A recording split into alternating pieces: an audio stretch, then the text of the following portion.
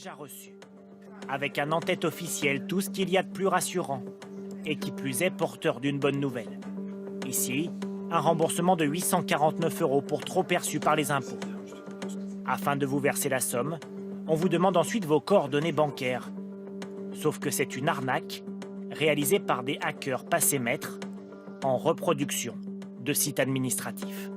C'est effectivement assez propre, c'est la même typographie, donc ça veut dire qu'il y a eu un investissement pour qu'il y ait une qualité de reproduction. Des interfaces publiques toujours mieux imitées et selon cet expert du gouvernement, des propositions alléchantes qui font leurs effets.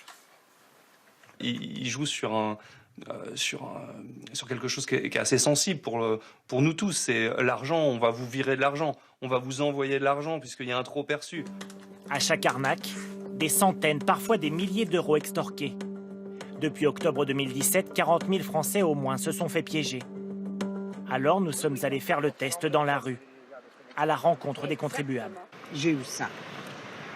Tout à fait. Non, mais j'ai plein de choses comme ça sur ma tablette. Ceux que nous avons rencontrés ne se sont pas laissés prendre. C'est vrai qu'au premier abord, quand vous recevez ça, vous vous dites chouette. Mais c'est pas ça, la réalité, c'est pas ça. Ils ont déjà mes coordonnées bancaires, donc je vois pas pourquoi je leur refilerais. Moi, j'aurais tendance à me méfier. Là, c'est pas les impôts, hein. Ça s'écrit pas dessus. Il n'y a pas ça dessus.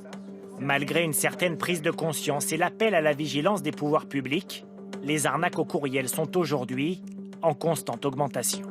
Son mot de passe sur le site des impôts et accéder ainsi à toutes les données fiscales d'une personne. Fin juin, c'est ce qu'ont fait des pirates informatiques. Ils ont d'abord visé 2000 boîtes mail personnelles, récupéré les identifiants fiscaux et les mots de passe, puis modifié les comptes de contribuables sur la plateforme fiscale.